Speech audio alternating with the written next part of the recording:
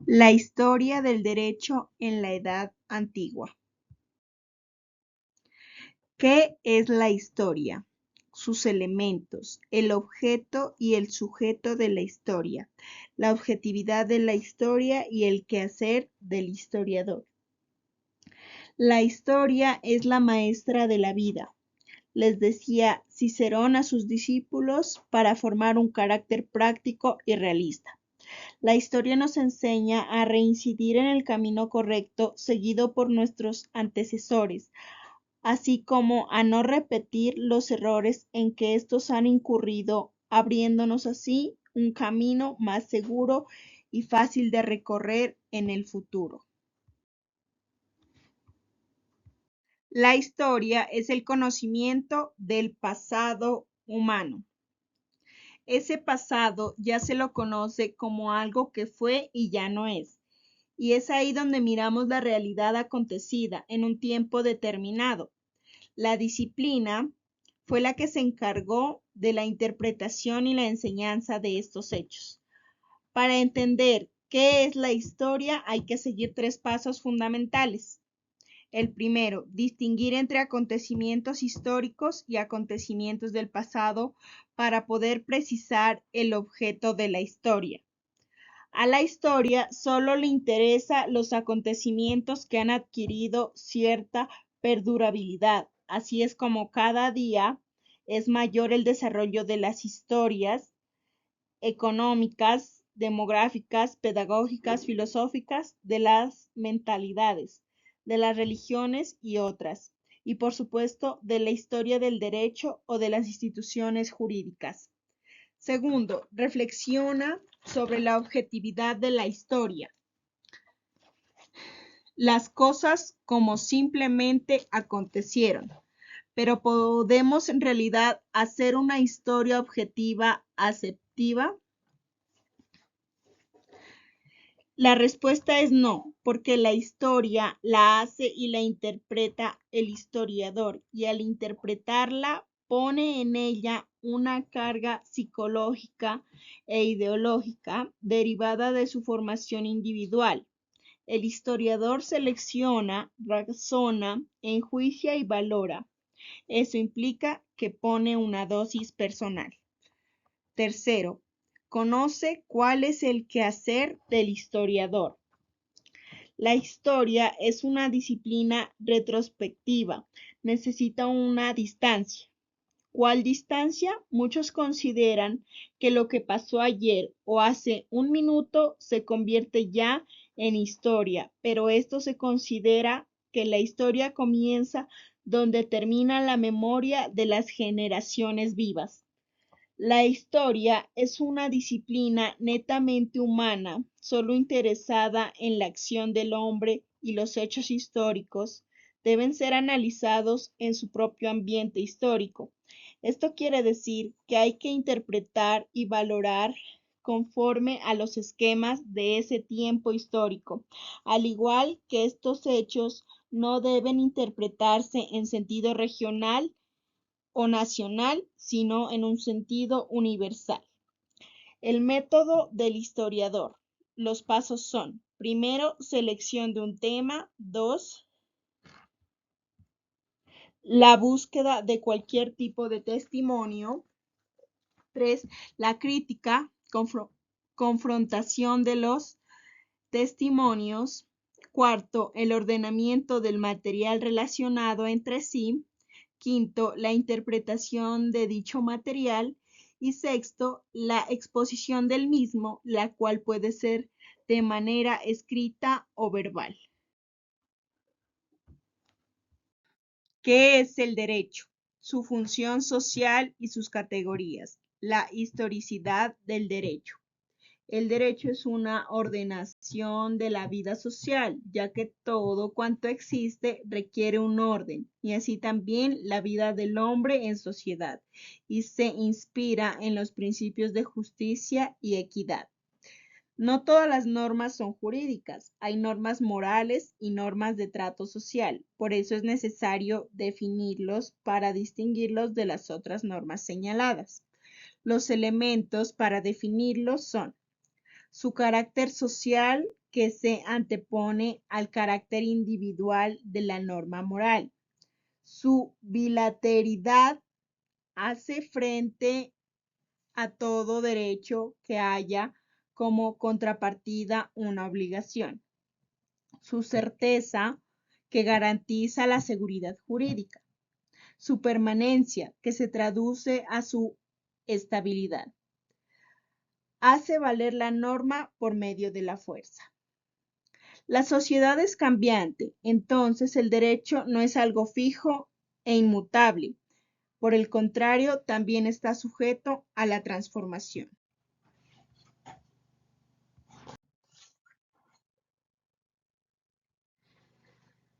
El derecho se inspira en los principios de justicia y equidad. La historicidad del derecho se destaca. Estabilidad o permanencia. El derecho necesita estabilidad o permanencia, pero siempre va a la saga de los hechos. Ritmo histórico. Se somete a su propio ritmo histórico, a su propio ciclo, con sus propias características ideológicas, psicológicas, económicas, políticas, religiosas u otras. El lenguaje jurídico. Tiene su ritmo histórico que se caracteriza por una evolución lenta debido a su origen plástico y ritual derivado de su necesidad de certeza o fijeza que tiene como finalidad la seguridad.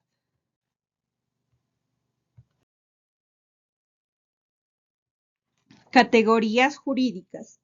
Son las ideas más generales a que se puede reducir el concepto del derecho cuando se descompone lógicamente por la mente. Primero, el sujeto de derechos y obligaciones. Segundo, el objeto sobre el cual recaen los derechos y obligaciones. Tercero, la actividad o comportamiento de los sujetos que interesa al derecho en tanto que se ajusta o aparta de lo mandado, lo prohibido o lo permitido. La relación que se establece entre los sujetos por virtud de la cual estos adquieren derechos o contraen obligaciones. La norma jurídica, que como ya se ha dicho, es la forma típica de expresión del derecho y que no siempre ni necesariamente es escrita. La historia del derecho, concepto y delimitaciones, material, espacial y temporal. El objeto de la historia del derecho consiste en estudiar el origen y las transformaciones a través del tiempo. En esta se plantea las tres problemáticas de limitaciones. Delimitación material. Consiste en estudiar específicamente la historia de lo jurídico y no de lo extrajurídico, donde se distinguen fuentes escritas como son leyes, compilaciones, recopilaciones, constituciones, sentencias judiciales, códigos y otro tipo de cuerpos jurídicos. Y fuentes no escritas como las costumbres. Así se distinguen las fuentes formales del derecho: ley, jurisprudencia, costumbres y principios generales del derecho, y fuentes históricas donde se puede conocer el derecho en un espacio y tiempo determinado. También se distinguen fuentes directas como la ley, costumbres, y fuentes indirectas como la literatura, artes plásticos, cine, arquitectura y música. Delimitación espacial. Estudia la historia del derecho en relación con el espacio donde se desarrolló, que puede ser nacional, continental o universal. En el primero de los casos, se estudiará la historia del derecho de cada nación y país, siguiendo criterios políticos, sociales, geográficos, étnicos, lingüísticos, religiosos y otros. En el segundo caso, se tiene en cuenta un continente, analizando las corrientes jurídicas que le han dado unidad. El tercero de los casos y objeto fue a partir del siglo XVIII, siglo del racionalismo, la ilustración y el enciclopedismo, pero en conclusión de lo anterior, se puede decir que esto es integrar las historias jurídicas nacionales y continentales con el fin de obtener una historia universal. Delimitación temporal. Señala los límites de la historia del derecho en el tiempo, establece una división en periodos y señala que la historia es un todo continuo y fluido, ya que la humanidad no cambia en una fecha fija ni se interrumpe o fractura a voluntad del historiador. Sistemas jurídicos contemporáneos. Sistema de los derechos neorromanistas. Derecho romano germánico o del derecho romano canónico, basado en el ius comune y con cierta influencia en las costumbres jurídicas germánicas. Se afirmó en la mayor parte de Europa continental y pasó posteriormente a los países de América Latina. Sistema anglosajón o del common law, también llamado del presente judicial, que nace en Inglaterra, pero pasa a influir sistemas jurídicos de Estados Unidos, de Norteamérica, Canadá y las colonias inglesas de África y Asia. Sistema socialista y soviético. Se generó a partir de la Revolución Rusa de 1917, cuya influencia fue en los países de Europa Oriental hasta la ciudad del Muro de Berlín. Sistema de extracción filosófica religiosa. Corresponde a los países que se rigen por el derecho musulmán y que geográficamente comprenden una parte de África y una considerable porción de Asia.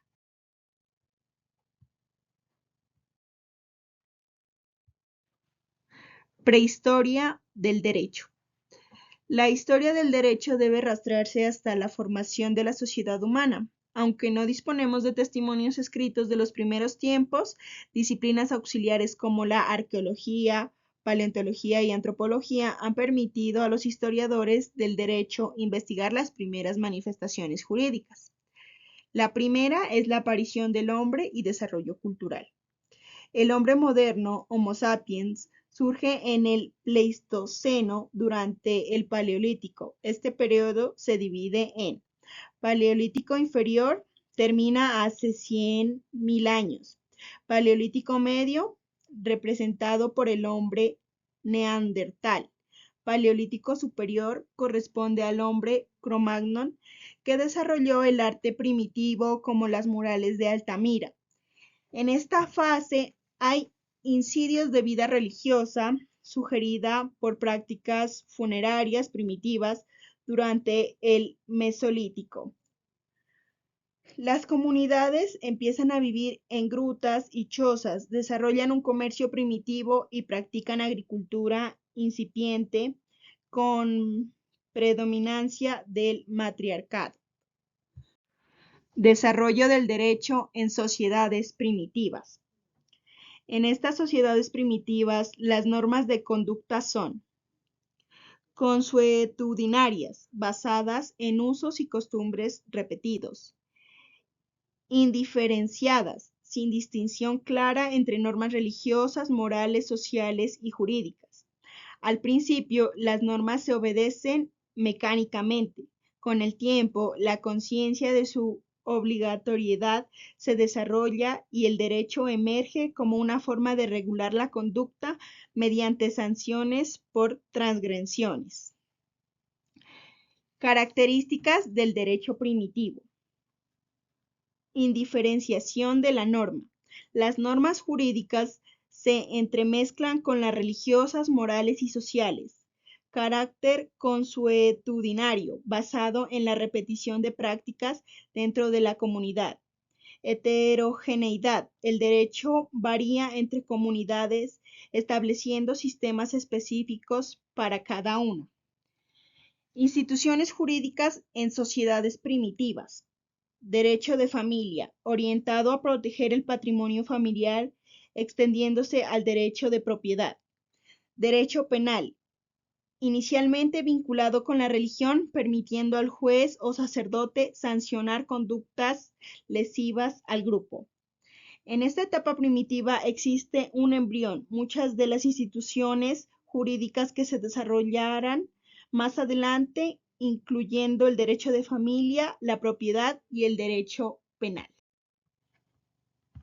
Primeras expresiones legislativas.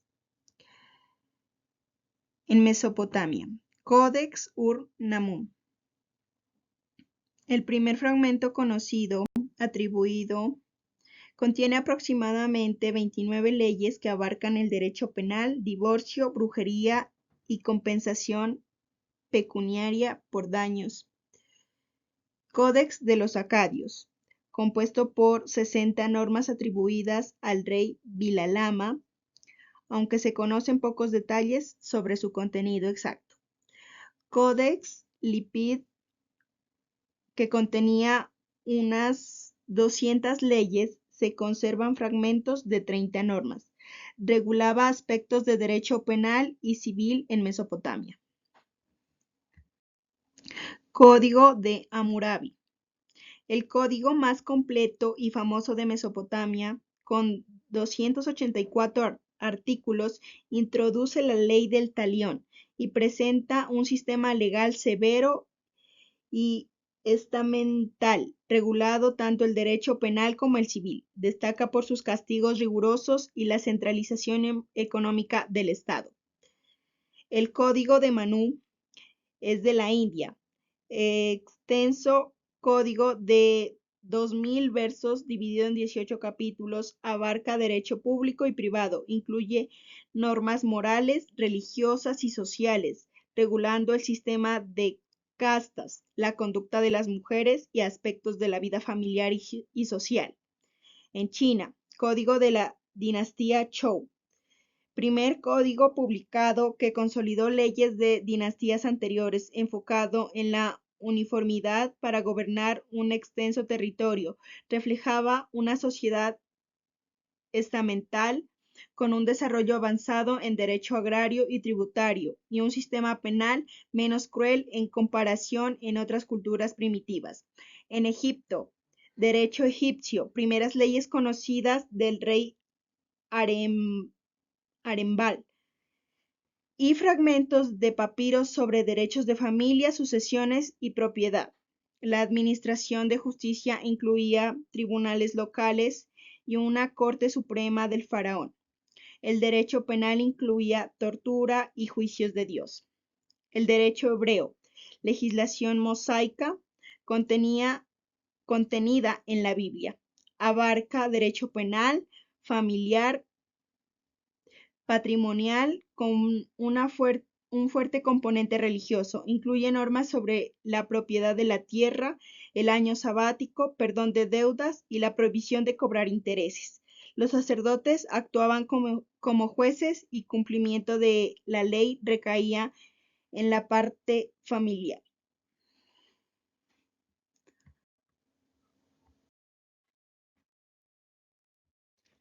El derecho precortesiano y su supervivencia en México. La sociedad estaba dividida en varios estamentos. Nobleza incluye al tlatoaní, sacerdotes, guerreros destacados y representantes del calpulli con privilegios y tierras propias. Sacerdotes educados en el calmecap, con tierras y exentos de tributos, pero con severos castigos por delitos. Militares. Todos los hombres eran militares en principio, con distinción entre militares profesionales y aquellos que regresaban a sus ocupaciones tras el combate. Mercantiles. Comerciantes que también actuaban como espías y embajadores con tribunales propios. Gremiales. Artesanos organizados en barrios esenciales para la economía de la ciudad. Gente del común, agricultores, cargadores y siervos dedicados al trabajo en tierras comunales y privadas. Esclavos, utilizados en trabajos domésticos y en tierras, podían adquirir su libertad y tenían ciertos derechos.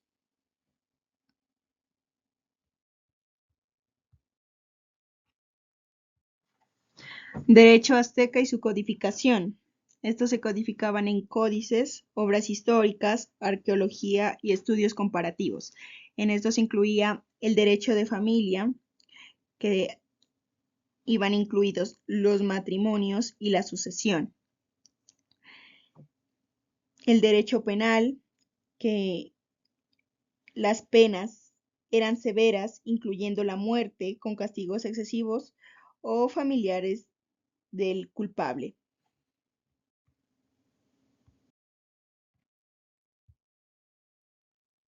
Los tribunales incluían jueces menores, tribunales como el Tecallí y Taxitlán y el Tribunal del Monarca para casos complejos. El procedimiento era oral y documentado pictográficamente con unos procesos de apelación.